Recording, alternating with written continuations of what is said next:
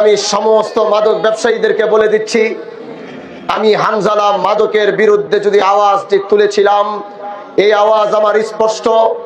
আগামীর শিবচরে কোনো মাদক ব্যবসায়ী থাকতে পারবে না, এটাই কনফার্ম। আজকের পর থেকে বলছি, গোটা শিবচরে কোথাও কোনো চাঁদা উত্তোলন করা হবে না।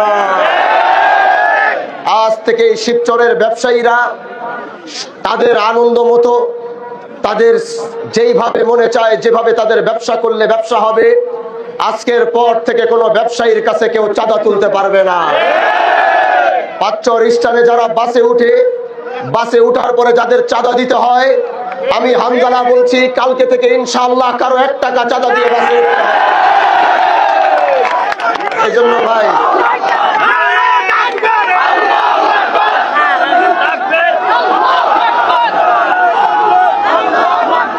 আমাদের এই লড়াই একটা হাড্ডাহাড্ডি লড়াই হয়েছে আজকে। বাংলাদেশের কোথাও এরকম লড়াই হয়েছে কিনা আমি জানি না, কিন্তু আজ সেই লড়াইয়ে এই পর্যন্ত আসার পিছনে এক দল মানুষের অনেক মেহনত আর শ্রম ছিল। তারা হচ্ছে আমার প্রবাসী ভাইরা।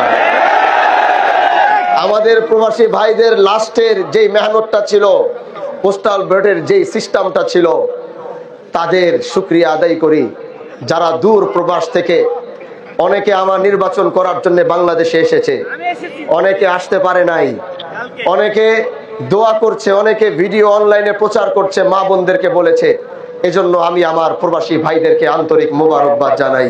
আমি আল্লাহকে বলেছিলাম, আল্লাহ যদি তুমি আমাকে বিজয় অর্জন দান করো, এই সফরে যারা আমাকে কোনোভাবে যদি কষ্ট দিয়ে থাকে, রাস্তা রুদ্ধ করার জন্য যদি কোনো ব্যবস্থা করে থাকে, সামনে পিছনে থেকে যদি আমাকে ক্ষত বিক্ষত করার প্ল্যান করে থাকে, আমার এই যাত্রা যদি রুদ্ধ করার চিন্তা করে থাকে, আমি হানজালা আজকে এই ময়দানে দাঁড়িয়ে আমি সবাইকে মাফ করে দিলাম।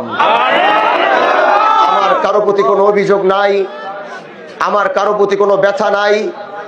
আমার আল্লাহ যদি মাফ করতে পারে, আমার এই রাস্তায় আমি সবাইকে মাফ করে দিলাম। আমার কারো প্রতি কোনো অভিযোগ নাই, কোনো দুঃখ নাই, কোনো কষ্ট নাই।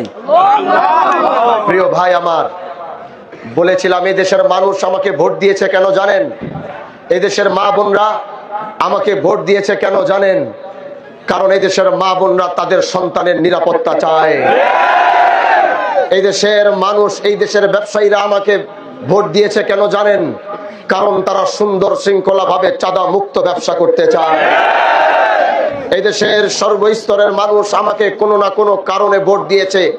এজন্য আমি আজ হানজালা দাঁড়িয়ে বলছি, আল্লাহ যদি আপনাদের এই হানজালাকে বাঁচিয়ে রাখবে, এই হানজালা যেভাবে নিজে মাদকের বিরুদ্ধে সংগ্রাম করেছে, আমি এমপি হয়েছে বলি তা না, আল্লাহ যদি বাঁচিয়ে রাখে, এই মাদকের সংগ্রাম আরো দুর্বার গতিতে এখন এগিয়ে চলবে।